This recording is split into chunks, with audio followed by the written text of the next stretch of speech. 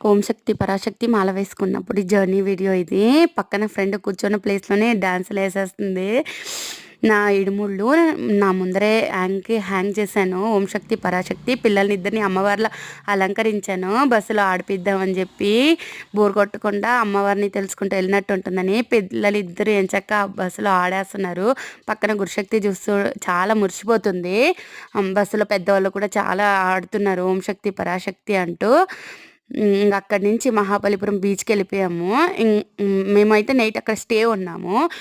Morning 6కి చూడడానికి చాలా అందంగా ఉంది బీచు. మళ్ళా జర్నీ స్టార్ట్ అయిపోయింది. పక్కన మా చెల్లి తలకాయ ఎగరేస్తూ ఉంది.